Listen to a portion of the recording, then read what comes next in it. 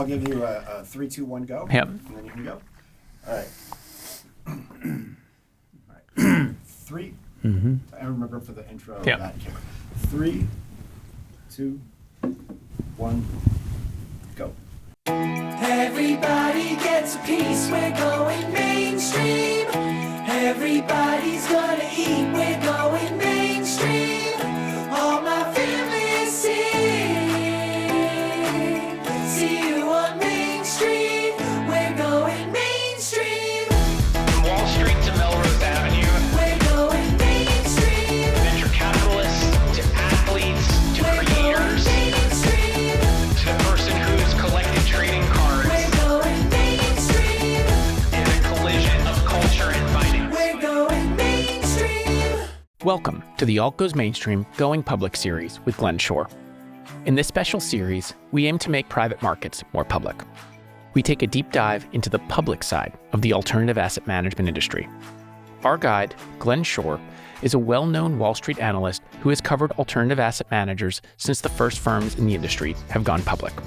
Glenn is a senior managing director and senior research analyst at Evercore ISI.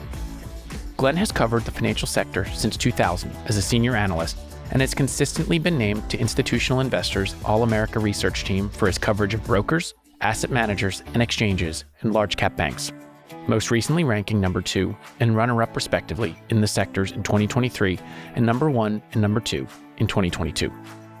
Listen in as Glenn shares market stories, the evolution of alternative asset managers as businesses, the biggest and most exciting trends in private markets based on what the industry's largest players are doing, and we also will go around the horn for his analysis on each of the publicly traded firms.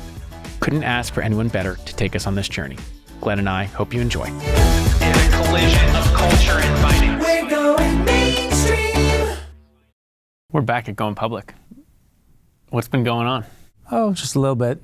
I think we had a pretty good earnings season overall.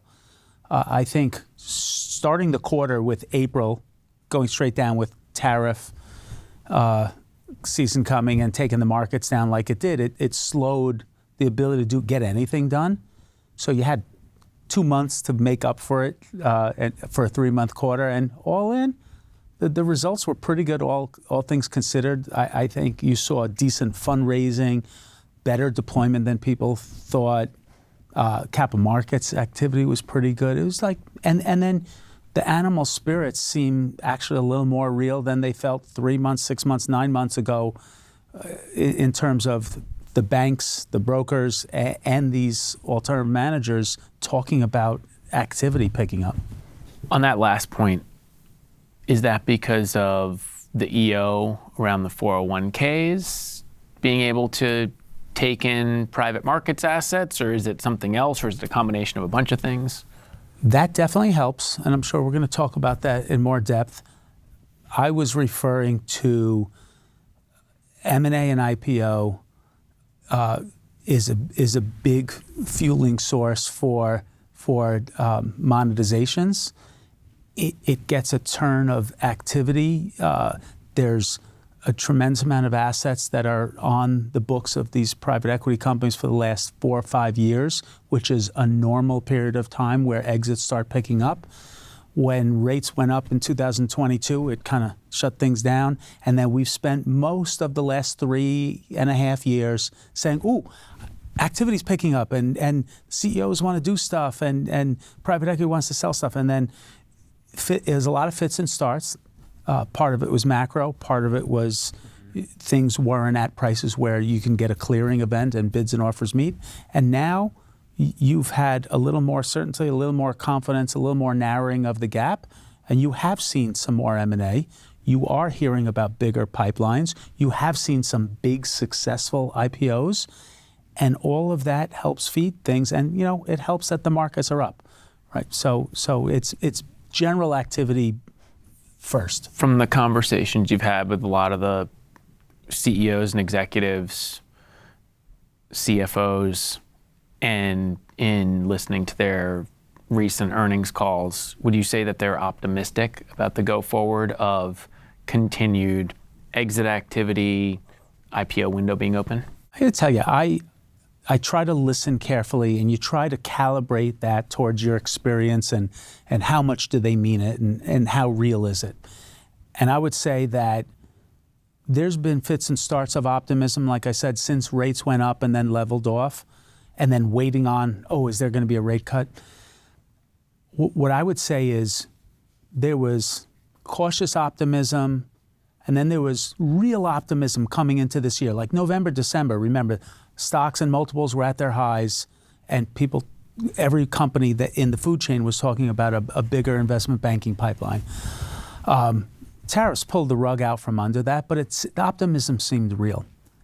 I would say right here, right now, the optimism is as high as it's been. I think it was John Gray at Blackstone on the earnings call said the pause in activity is behind us.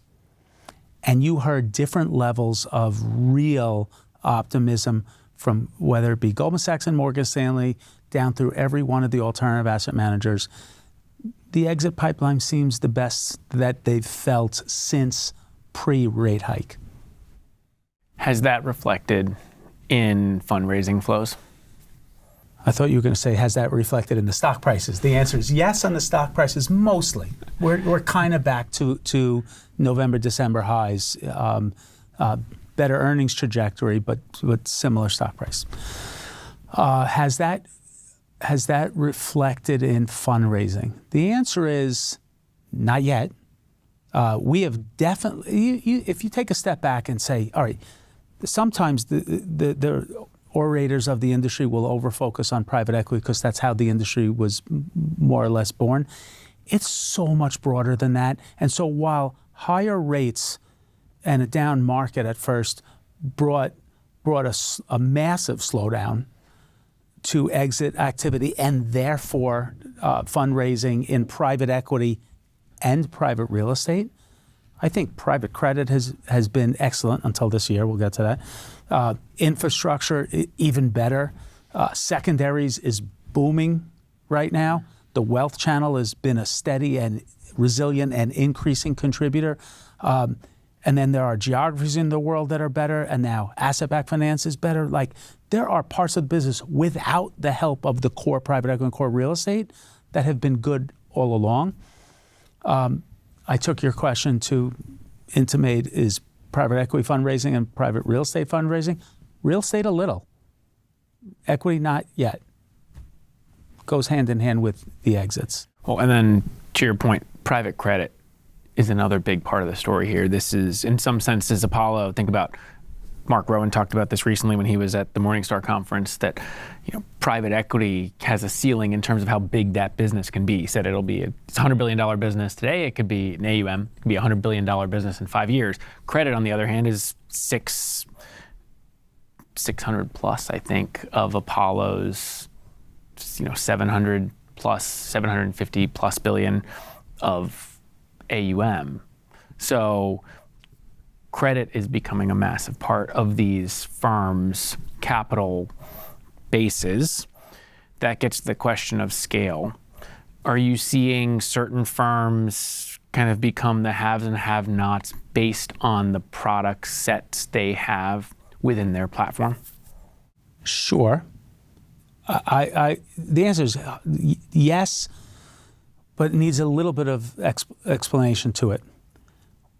First, the companies that have been able to get public, for the most part, are pretty big, pretty broad, pretty diversified, and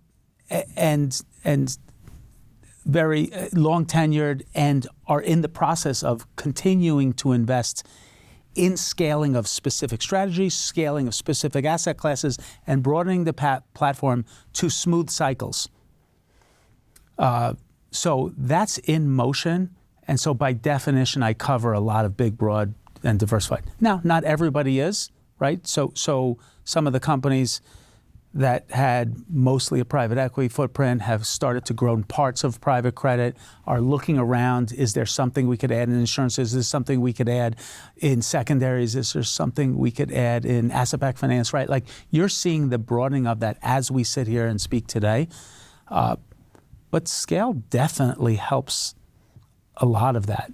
And when you're KKR or Blackstone and Apollo, and you have literally high 50s to high 60% FRE margins, and taking in a lot of money, you have a lot of money to reinvest back in the platform and continuing that scale advantage. I think that brings us to another really interesting point, though, to tie a bunch of different pieces together. In this most recent quarterly earnings cycle, Blackstone came out and said, I think about 47% of their fee-paying AUM is in perpetual capital. Blue Owl is anywhere between like 87 to 91% in perpetual or long-dated capital. Apollo's at around 75%. Brookfield has a large percentage in perpetual capital. Ares, et cetera. KKR has grown their perpetual capital base 10x from 22 billion to 250 plus billion over the last 5 years, I believe. So the biggest firms are also the ones with large amounts of perpetual capital. Two questions there. One is, how does that drive how the buy side is looking at them? And two, a related question is that determining where they're aiming to raise capital to put that perpetual capital they have against the right types of products where that perpetual capital should go into? Great questions. Easy one first. It should and does drive investor mindset. The more perpetual capital, the better. We are all students of the financial services industry, and we watch companies that have overnight deposits, whether they be banks or mutual fund companies, and at the wrong time, overnight deposits are sometimes overnight deposits, and if someone can take their money back and put you into a tougher spot of maybe you need to sell some assets to fund that redemption, and maybe that's not the right time that you want to be doing that, that's a tougher part on the business model, and that puts strain. And investors, all else equal, will pay less for that than if I had all my money locked up for the next 10 years.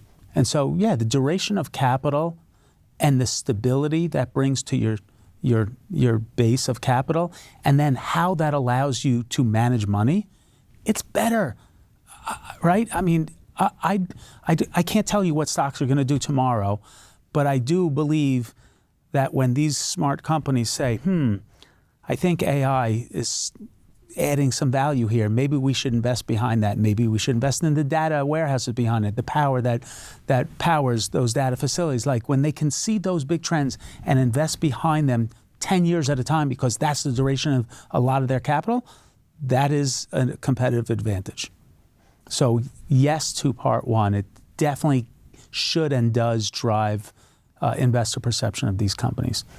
And by the way, as they think about growing their insurance business, their asset-backed finance business, their infrastructure business, if countries and big hyperscalers are going to, right, there's news stories that Meta is going to have a 30 billion or so data facility. Like, who are they going to choose to help finance that? I'm going to go out on a limb and say it's not going to be someone with overnight deposits, right?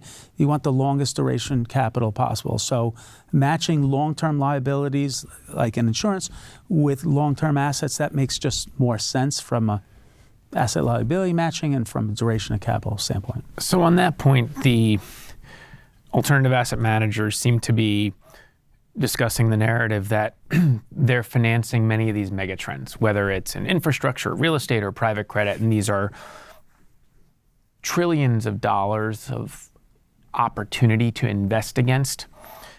They're also long-dated opportunities. Is there any questions from the buy side as to whether or not those long-dated opportunities might go through cycles, like AI as an example? Maybe AI goes through a cycle, right? Does the buy side look at things a little bit differently than how those who are putting the capital against these long-dated projects, say in infrastructure, funding hyperscalers as one example, might be the case? Do they look at that a little bit differently? And yes, maybe one is a more short-term view, one has a longer-term view, but anything you're gathering from that? It's really Really insightful question. I'm going to give you a couple of examples. And the answer is, one of the many reasons why the private markets is a great business to be in is you can get some decent fees and money locked up for a long period of time. And I believe you have the makings of a real investing advantage if you have patient, long-term capital to make good, smart decisions over cycles and put money to work when everybody's running the other way and things like that. So by definition, they get to be counter-cyclical at certain times. My audience has duration of investment for the full gamut. And for instance, we just saw a great real estate environment turn into a not great real estate environment in 2022 when rates went up, right? And for the last 3.5 years, there wasn't, up until recently, not tons of money raised, not tons of monetizations, not great performance, and therefore not great performance fees in many parts of private real estate. And so that's one area where you would have said, public investors are saying, I don't like real estate, and then it reflects in some of the stocks and things like that. But I don't know, 94% of the world's real estate is in private hands, and Blackstone in the last 12 months has raised an enormous amount of institutional capital because their LPs know that there's nobody else they'd want to put money to work as we start to hopefully come out of a slowdown in the cycle. That's the whole point of putting money in private markets' hands, to be less influenced by cycles. Well, you could, to some extent, say the same for those looking at the alternative asset managers' stocks too, right? Yes, I understand and appreciate that different investors have different time horizons investing in public equities. And there's a whole number of factors, whether you're in the S&P 500 and you're part of the index or not, and time horizons from an investment perspective. But should investors really be taking a long-term view of these asset managers? Because we can debate whether the stock price will go up quarter over quarter, but at the same time, do you have to take a longer term view, almost like a private equity mindset in public markets with these asset managers, alternative asset managers? Because today we can look at these firms and say they have X AUM. In 5 years' time, I have to imagine they will likely have more than X AUM. So, yeah, I'll put some finer points on that. I agree with you, but easier said than done. These stocks, most of these companies have at least doubled their AUM in the last 5 years. Their margins have gone up. They've broadened their platforms. They become much better and bigger and broader companies. And the investing public has gotten more comfortable with them. And think about what's happened in the last 5 years. You had a booming 2021 after a pandemic shut down a third of the revenues in the world. And then you had rates go up 500 basis points and the markets went down 20%. And then you had tariffs. And all that time, these stocks went boom, boom, boom, boom. And sure, you should have just said, I'm going to sit back and say, all right, time out. The institutional part of the world is invested, but it's invested in mostly, private equity, private real estate, direct lending, and now there's other flavors of private markets. And now the whole wealth management world is getting to know these strategies, and they have just as much as money as institutions. Just buy and hold them. Easier said than done. But I want to say yes to what you're saying. You should take the bigger mindset, but the world can't help itself. Like, for instance, if you showed me, right now people are hoping rates come down a little bit and we get a little bit of accommodative easing, and the world would like that in private equity land. What if that changed tomorrow? We got a hot inflation print. These stocks will go down because people would assume that near-term activity is going to ease off. I don't think anything changes in the next 5 years in terms of their ability to grow, broaden the platform, and go after some of these big target markets that you talked about. Public currencies. Well, there is another question in there which does get to the longer term view of these managers, which is the question on fees. You've covered this and talked about this from a traditional asset manager perspective, as many traditional asset managers have seen a decline in fees. Bain's report showed this. But then there were some really interesting charts from some of the more recent earnings calls from some of the managers in this past quarter. So two I'll call out. One is EQT. They've shown that their fees have stayed relatively steady at about 1.42%. That's pretty remarkable considering that they can continue to have that fee rake even as they've grown and scaled over 270 billion euros of AUM. Ares had another interesting chart that shows that they've increased the number of institutional LP relationships that have gone from 1 to 2 or 2 to 3 funds that they've allocated, that these institutional LPs have allocated to. So very sticky, consistent fees for many of these managers. If you're taking a 5-year view of these firms, you know some of the products that they're launching. There's obviously a lot going on in the evergreen space with a lot of these managers. Do the fees start to come down? Or do the fees stay relatively similar because of what's required and the justification that they can have for why they're charging those fees, and assuming that they can still generate net of fees returns that outstrip alternatives? There's fees and there's fee rate, and you referred to both, but I'll try to answer in the full spirit of what I think you're looking for. I am old enough to have watched the traditional asset management world and mutual funds and SMAs trade at really high multiples and seen a lot of growth, and go from the mutual fund having 5% household penetration in the mid-'80s to 50% household penetration in the United States by the mid-'90s. That was a great time to be alive, and a lot of growth, and everybody participated. Eventually, there were more mutual funds than there were stocks, still true.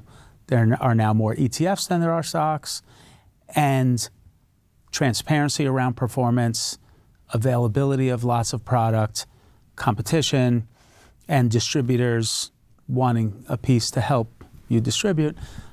Eventually, fees came down a lot. Not for everybody, but if performance is number one and sells itself and raises money all day long, but you need to differentiate in lots of different ways, and you need to help the distributors educate. And so there are huge scale benefits, I think, that can help protect your fees. Performance will always help you protect your fees, but make no mistake about it, eventually this is a great industry, and it attracts a lot of attention, and more product will be originated, more attention will be given towards the fees and the performance, and there will be a weeding out, and those with the best performance will protect their fees, and those without the best performance won't. You know, Morningstar will see, it's easier said than done. It's not the same as mutual fund land, but Morningstar is going to start doing ratings on some of the semi-liquid perpetual products. And that's going to help separate top quartile from other. But this pressure has been here forever, right? Let's be very clear. There might be a listed 2 and 20, but a lot of these managers have more like a sub 100 basis point average management fee, because when big institutions say, I love you, I want to give you $1 billion, but I'm not giving you 2 and 20, I would like a volume discount, or I will give you $5 billion across more strategies because you're great, I want that for a discount. That gets to a really interesting nuance point about the wealth channel. So the difference between the institutional allocator, the sovereign, or the large pension saying, I'm going to give you $1 billion or $5 billion, and I want an SMA, and I want co-invest, I'm going to blend my fees down to 1 and 15 instead of 2 and 20, or whatever the number is.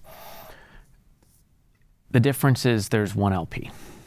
In the wealth channel, think about all of the operational challenges that are required to do everything from stand up an evergreen structure to distribute that product and have a team that's built to distribute that product across the different subcategories within the wealth channel. The wealth channel is not monolithic, as we both know.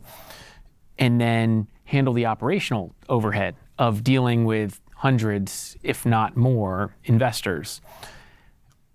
Does that change the equation when it comes to how asset managers will think about their fees, because the margins that are required, that they need to have in the wealth channel LP? Or will they also just say, just like they have with the institutional side, this is worth the trade. I'm going to raise so much capital that I should trade off lower fees for more volume and play the volume game.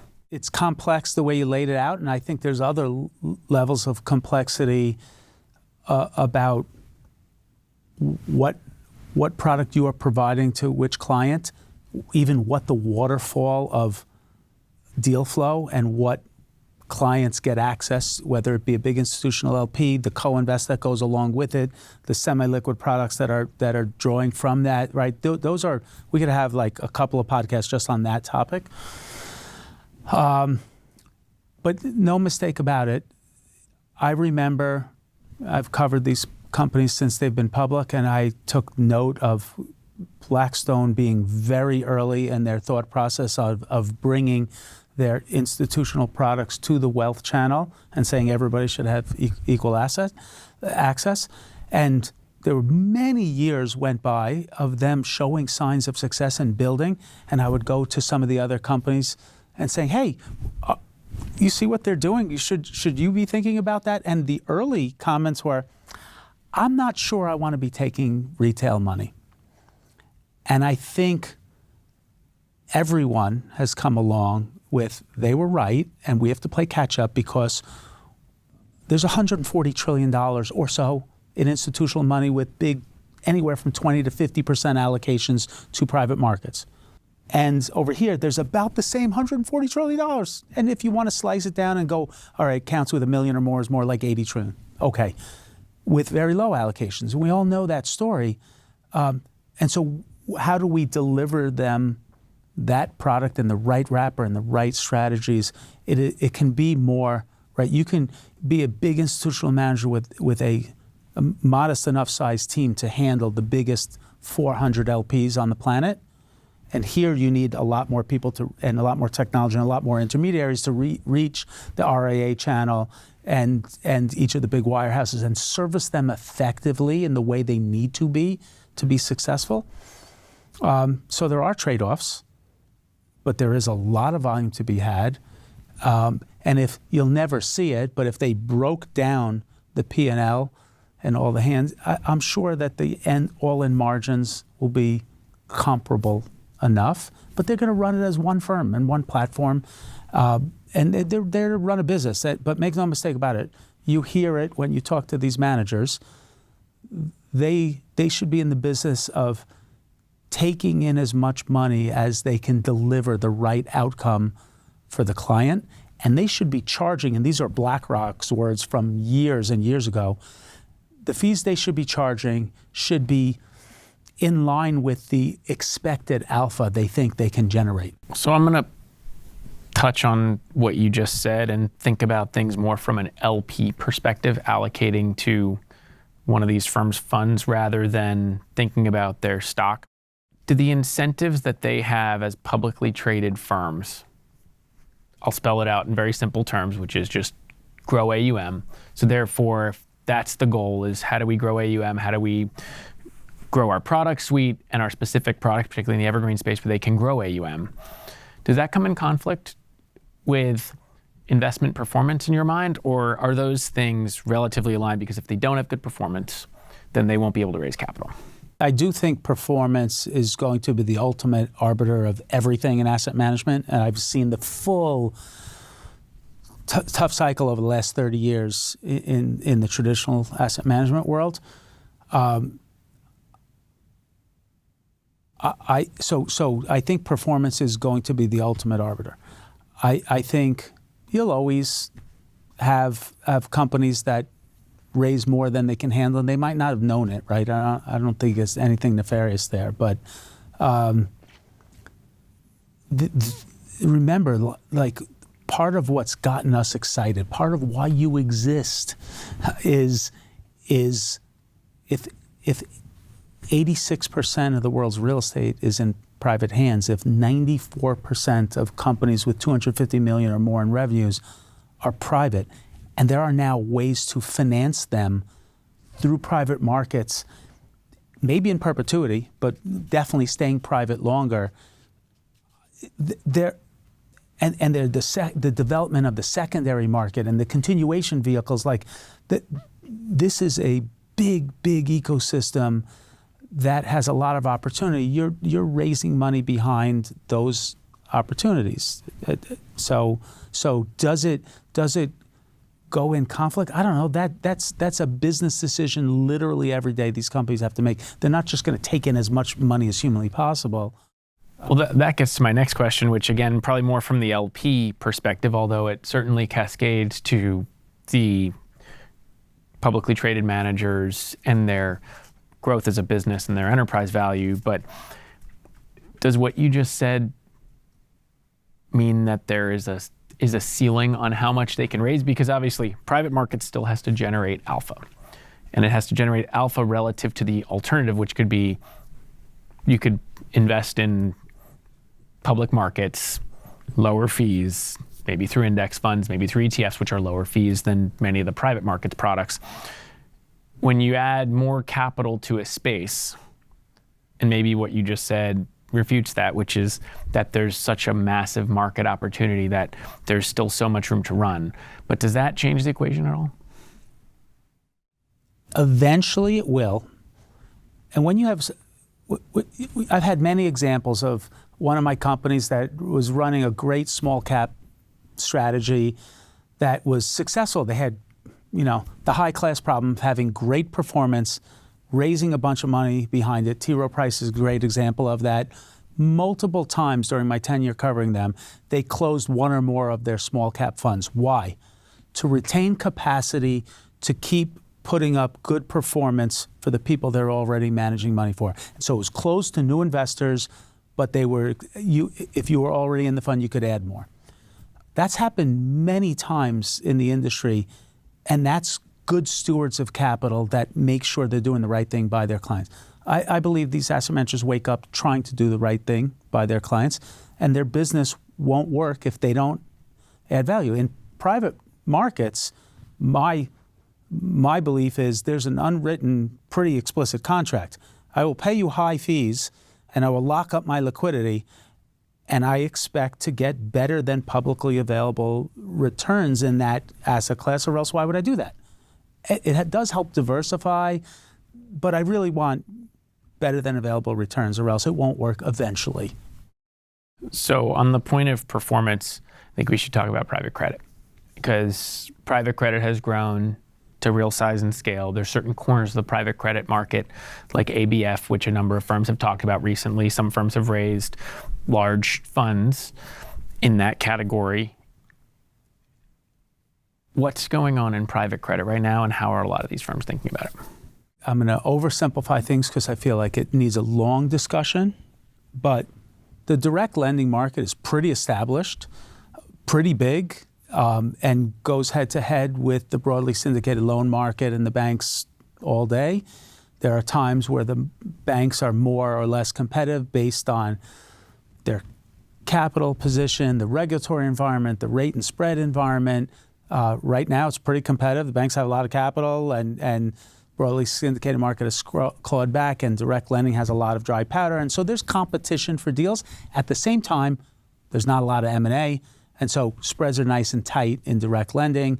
And fundraising, I think, is down like 35% this year. That's hardly a dead business. That's a bit of a cycle. And when deal flow returns, I think there'll be enough for everybody to feast on. A bigger answer to your question is what's going on is the world of private credit is growing a lot bigger than just direct lending. I mean, first of all, there's upper, middle, and lower tier middle market lending that's broadening, and direct lending. But opportunistic credit is expanding. Asset-backed credit or alternative credit, because it's not all actually asset-backed, is a potential enormous marketplace, because if private investment grade becomes a thing, right? In the past, people thought private credit was non-investment grade, and maybe non-investment grade that the banks didn't want or weren't allowed to keep at the same capital charge. This is now competing for the same. Apollo, InBev, Air France, right? Like those are just Intel. Yeah, that was $11 billion deal. Right, So, right. And so the answer is private credit's aperture and TAM is expanding to be a lot, to markets that are a lot bigger than the non-investment grade levered loans that they grew up on. And so that's exciting and interesting because, I have to be very, it's hard not to quote Mark Rowan 100 times during this podcast, but if the world was thought of as private and non-investment grade, and then more public and mostly investment, that world's already changed and will continue. And if the end investor can start making peace with, in Mark's words, public is both, investment grade and non-investment grade, and private is both investment grade and non-investment grade, the world starts opening up and becomes a broader audience for them to cater to. where does this leave the banks? Competing with the same. It's an interesting way you phrase that question because, first of all, the banks have so many tools and are so good and so big in servicing the same customer base that it's. Think about it. If there's a private equity company that's owned by this manager, that's getting financed by this manager. Sure, there are definitely about $1 trillion worth of that lending that's done outside of the banks, but most of the world has banking relationships, and most of the world looks at it and says, "Oh, am I going to go the broadly syndicated loan market? Am I going to issue a bond in the public markets? Am I going to get a direct loan over here?" And that's been that part of the world. Where does that leave the banks? That leaves the banks in a place to compete every day with the lenders on some of these areas in the syndicated lending or the leveraged lending market, as they already have done for the last 10 years, or in certain pieces of business, one loan, one relationship at a time, say, maybe I just play originator and I let it get financed over here with my asset management partners. Or maybe this is something, and you saw JP Morgan sharpen their focus on this over the last 3 years to the point where their last comment was, we've committed to do up to $50 billion balance sheet-led private loans. Why? Because that's what clients prefer in certain circumstances.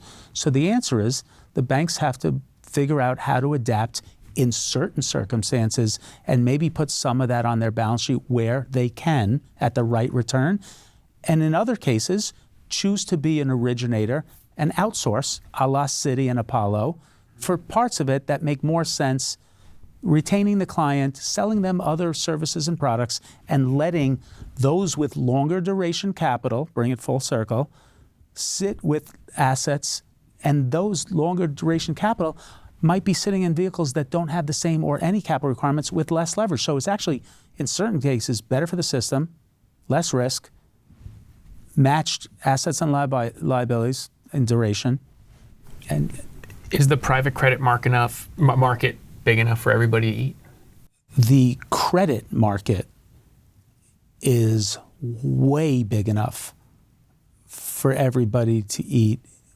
But I think I'm answering the way you asked it, is if there's is going on $1 trillion of direct loans sitting in the hands of all these great private markets managers, I mean, in the past, that would have sat on a bank's balance sheet or in some fund somewhere, right? So there's competition.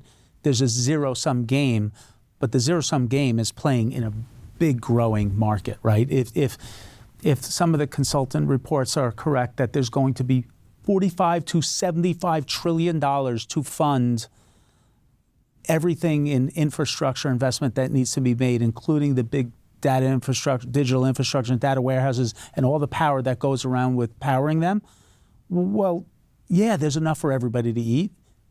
What piece of that is going to be on a bank's balance sheet, a public piece of lending versus in an alternative asset manager vehicle on an insurance company balance sheet? That's for everybody to compete and figure out. I think you hit on the really important point there, which is duration matching. That's going to be the key to making sure that there isn't too much risk in the system. You mentioned earlier overnight deposits. If that's how you're funding a business and that's how you're funding products, that can be a challenge with duration matching at times. Whereas if it's perpetual capital or if it's insurance capital, maybe that's a little bit different. Yeah, and I would just add the leverage piece on top of that, because if a bank has 10 times leverage, an insurance company has 8 or 9 times leverage, okay, there's a little bit of benefit there. If you're putting it into a perpetual vehicle or a separately managed account that has no leverage or 1 times leverage in a BDC, like that's a lot less risk. So we touched on insurance a bit. This quarter, there were some interesting moves in the insurance space. Apollo acquired Athora, which is, think what they consider to be their UK version of Athene, or what they hope to be their UK version of Athene. What do you make of that? And do you think we'll continue to see more firms, Brookfield talked about this too, how they're becoming more of an insurance business or want to transform themselves into more of an insurance business as a way to fund much of their private markets activity? Is this the direction of travel that we're just going to continue to head in private markets? Look, this has been going on. When first of all, Apollo created Athene and spun it out publicly, and the public markets kind of half had tissue organ reject and said, we don't like this, it's a puppet of Apollo, and it traded at a low multiple. And when Mark Rowan came into power as new CEO, he's like, I'm giving you all a chance. This is a great business that has so many good things about it. Like, and the public world said, no thanks, 7 times earnings. He said, fine, I'll take it. Took it in.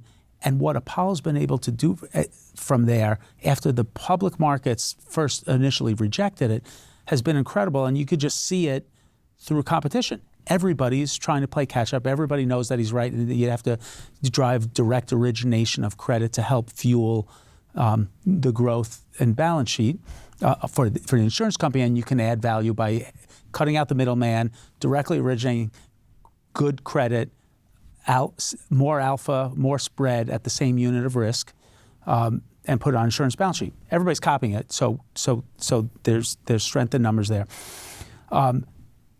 What you saw this quarter is Athora, which they've created already to help do the same thing in Europe. They announced that they're going to acquire a UK insurer to, in their words, quote, export what they've learned here to the UK market. And that does have power. The securitization markets there aren't as strong. It's more of a bank-led economy, and that's just not sustainable forever. Now, mind you, I picked up coverage of the space 30 years ago almost. I kind of said that back then as my investment thesis, but I really mean it this time. It is a more efficient way, and I think what's become abundantly clear is the power of the insurance balance sheet is very interesting, because if the average insurance contract has 30-plus year duration to it, that's really long capital, what can we help finance? Investment grade, it has to be regulated and is, but what can we finance that help match those long duration liabilities with long duration assets? Think infrastructure, right? And what can we finance and capture that spread without taking excess risk for the insurance balance sheet? And so all these hybrid capital solutions and everything you talked about has been a very key driver of the ability for some of these companies to help finance big projects. Well, that brings up another interesting topic, and we'll link the insurance world with the wealth channel world, because those are really the two emerging LPs in private markets that, and certain sovereigns also can have more exposure, and we're starting to see that to private markets, but really it's insurance and private wealth that are really growing their exposure to private markets.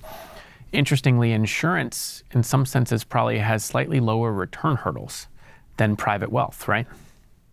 Very possible. I don't want to lock into that because a lot of thoughts going through my head.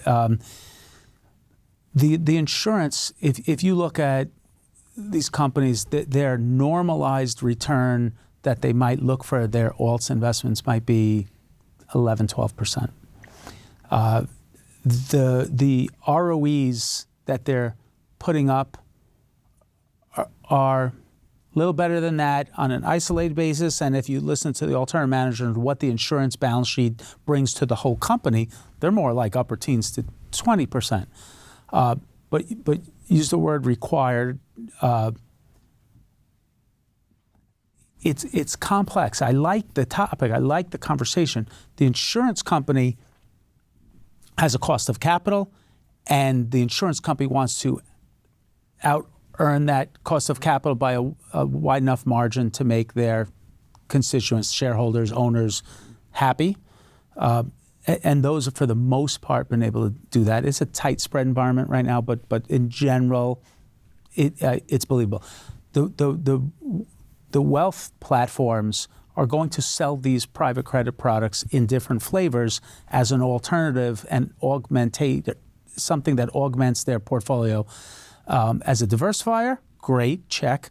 But also, if I could get 10% in a CD, I'm not going to take the risk of direct lending and get 10% there, right? Like it's net of fees, net of taxes, and correct balancing illiquidity versus liquidity. But the private wealth side is an interesting one because yes, there's diversification, but then there also has to be return.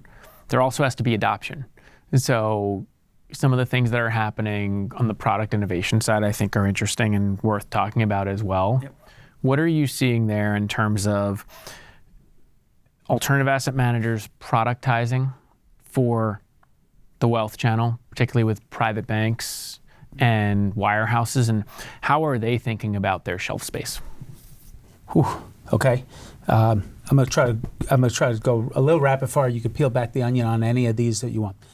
So first, if you had a BDC or you had a direct lending vehicle, that got you access to, hey, I can help you access private lending, cut out the bank middleman, bring you today what would be, I'll make it generic, a 10% yield. You're lending money to these levered non-investment grade companies, but they're backed by big financial sponsors in private equity land, and we haven't, knock wood, had much in the way of credit losses, so I can bring you a 10% yield that maybe credit losses are this big that might get 1 or 2% in a tougher world, and a couple more percent in a disaster once in every 10 years type of environment. That's actually a pretty good contract, pretty good product to sell, and they've been selling that for a while in the wealth channel. It's opened the door for private real estate, which has a specific exposure. Now real estate debt, now infrastructure debt, now asset-backed finance is this huge TAM. We're going to get this investment grade product into the insurance channel. Well, why couldn't we just have a retail product that does that too? And then why not a more multi-asset across all forms of everything I just mentioned in credit and deliver that in a broad package of one product, all flavors of credit. So I just gave you a quick around the horn of a handful of different products that are either anywhere from established to now just getting started into the channel. What Blue Owl did with their triple net lease product is amazing, and it's a simple enough product. They raise money, lend it to investment grade institutions, put it into this fund, and they lease that property back to that investment grade institution and pay the cash flow out to shareholders. And it's, there's a tax protection to it, and there's also a warm and fuzzy feeling of lending big investment grade companies their own building back. So there are a lot of products just in credit land that are being either already established or in the form of building out. And then you're seeing some of that export to Asia, some of it export to Europe. It's a exciting time, and that's just the credit side of things, right? I think that gets to an interesting point, though. There's now so many choices when it comes to product. There's firms that have been doing evergreen structures for a while. There's BDCs. So that's a lot of different product choice. There's now all sorts of evergreens on the private equity side, other products as well. Infrastructure's coming online as well in a bigger way. How are the wirehouses, the private banks, how are they thinking about that? And how are they making sure that as they think about the segmentation of their advisors, of who's been buying private markets products, who should be buying private markets products, or wants to be, maybe the better nomenclature than should, because maybe not every advisor or client should have private markets, and then how they deliver that to them. How are they all thinking about that? So you're right, there's a lot of product coming online.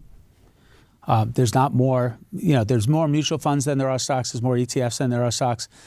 There's not that many semi-liquid perpetual products, but more are coming. How many do you need at this stage of the maturation? Those are the questions they're asking themselves. So there's a wait list. You want to get on all these platforms, it's hurry up and wait, right? You have to, they have to want you. If they already have 5 great, well-known, good-performing private real estate products, do they need yours? So what products at what point in cycle? Do you have a long track record, an established brand, or is this your first vintage? How do you get that approved on the platform? Are you a good partner to them? Do you have a big servicing platform that can help support the education and ongoing maintenance that's required to make it a good experience for the FA, good experience for the home office, good experience for the end client, and produce great performance? So there's a wait to get approved, to get a slot, to launch on a platform. You have a period of exclusivity that some of these bigger platforms desire. And then how you differentiate, how you educate, how you advertise, right? So they're thinking about all of that. Then some of these companies are big enough that they might own some of their own manufacturing products. How do those fit in? And then model portfolios, how will they play a role in penetrating the all the potential users that haven't gotten deep into private markets yet? All this is happening as we speak. And then I'll throw one more in there. Morningstar historically was a big driver, or I'll call it third-party raters of this, but Morningstar was a great one.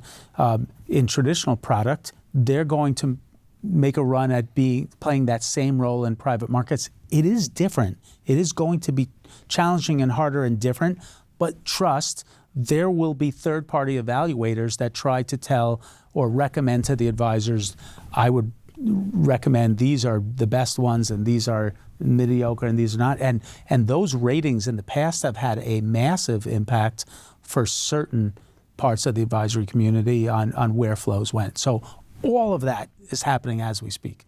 Are there going to be haves and have-nots when it comes to the firms that are able to not just get on the wirehouse or private bank platforms, or large RIA platforms for that matter as well, because they're looking more and more like institutional investors? There's now more and more convergence between RIAs and investment consultants merging together. So I think can't leave that aspect of it out. But with these large wealth platforms, is there going to be real haves and have-nots when it comes to the firms that can get into the model portfolios? And then those are the firms that are going to really be able to drive AUM growth, because that net new advisor who doesn't really have much, if any, exposure to private markets, that's going to be the way they're going to do it. I'm going to agree with you. I think the have and have-nots will always has this connotation where it's all or none or all on one side of the boat. I have most. Right, and it's not just big; it's good, and I think there will always be exceptions and a barbelling and critical, great, unique, boutique, niche managers can find their way to distribute. And if there are third-party evaluators, good performance can drive notability, and there will be product available on on the Schwabs and Fidelities of the world and iCapital and Cases of the world will help deliver that to broader audiences, and technology will kick in just like it did in traditional product. All of that will happen to help level playing fields. But make no mistake about it, like, it's still early days. These products need to be sold. They need to be educated. They need to have repetition of understanding how these products behave, some history, home office blessing, and due diligence matters. The education process of the people in the home office and the due diligence to the FAs, that matters, and that ongoing process. And then having a couple hundred, in certain cases, force of people at each big asset manager to help service the questions that come when tariffs get announced and people are like, what this fund, what do I have exposure to? And be able to handle all the education along the way of everything from tax statements to daily news flow and exposures to big events. Like, that requires a servicing organization that is just a higher white glove, more intensive touch, and the bigger platforms want and need that to be part of their process to accomplish doing the right thing by their client base, because it's their clients in the end. I think that's a really important point where there's different segments within the wealth channel. Certain firms will be well equipped to service certain parts of that channel, and asset managers, both traditional and alternative, just need to know who they are and who they want to be in order to do that. And then there's no right or wrong answer. Many of them have built great businesses by being different, by being who they are. They don't all need to be the same to be successful. Oh, goodness, no. I mean, if Morgan Stanley has 16,000 advisors, there are plenty heavy users that have been delivering individual at first drawdown funds and now both drawdowns and semi-liquids and BDCs to their clients and want to be part of that process, fund by fund, vintage by vintage. And there will be plenty in the future that adapt to some of these models that are being created as we speak. And that's a way to deliver, a starter product that can get you your feet wet. And maybe you sell an allocation to private markets and allow the CIO office or the home product or this model or that model to deliver a package of highly performing, well-known funds. It's going to be all of the above. It's not A, B, or C. It's definitely D. So there's probably more than 3 things that were a big deal this quarter. And I know you don't like to be limited to only a certain number of things, but we're gonna try to distill it down. In your mind, what were the 3 most notable developments, statistics, or pieces of data that happened in the last quarter? You're right. It's impossible, but I'm going to try. And this one's not a big deal. It's as an analyst that covers stocks for a living, that you have to be as excited as I am and have been for 10 plus years about this private market space. You still have to have an eye out for anything that seems a little different or draws your attention. So on the small but caught my attention side is the insurance platforms, spreads are tight. There is competition for deal flow. There is competition for deployment of money, and the returns on the insurance side, and I'll combo it with a few notable delinquencies that have caught the news lately. Those 2 things combined say, I am super excited about the huge TAMs in private credit et al. and the huge opportunity, and that counts more than anything. But in the cyclical piece, I'm like, I wish growth was better. I wish returns better. I wish capital raising was better. I wish I didn't see any delinquencies, right? So that was one of like, I took note of that. The rest is positive. I'm going to have a hard time coming with just 2, but 2 I'll answer with where we started. The level of optimism, the tone in the voice, the body position, posturing, of the optimism around activity levels improving. That's an M&A thing, that's an IPO thing, that's a monetization and exit thing. That was more real than it's been since 2021. And that was very clear. And that comes from all my coverage across all of financials. And then third is the wealth channel. We just touched upon it. The resilience in a volatile quarter and the ability to raise money, the scaling of some of the earlier products, and the ability to see what's coming in what we just talked about in model development and more product coming on board, and the partnering of the big distributors and the big manufacturers, like that's as clear as it's been, and it's still a huge market. And you limited me to 3, I'm gonna leave it there. Well, come for the 3 things that are on Glenn's mind and stay for everything else that you talked about and analyzed. This was great. This is a ton of fun. I think covered so many different aspects and really so many moving pieces. I think it's interesting to hear the optimism, because I think, again, things, you have to look over long time horizons. I think John Gray mentioned this in one of his runs a little while ago, where he's like, you have to think long term. And I think that is related to how private markets, yes, we can look at things on a quarter by quarter basis, but then when you zoom out, there's so many macro trends that paint a picture of a story. Now, doesn't mean it won't have its ups and downs. And Markets that's what I'm here have their for ups and talk downs. about Exactly. the public side. So. Exactly. So I think it's an interesting perspective to hear when you talk about where you started, the optimism, and then also end with the 3 things that are on your mind. Good to see you. Thanks. Likewise. Thanks for listening to this episode of Alt Goes Mainstream. I hope you enjoyed it. You can read more about alts at my Substack, altgoesmainstream.substack.com. Thanks a lot and have a great day. We're going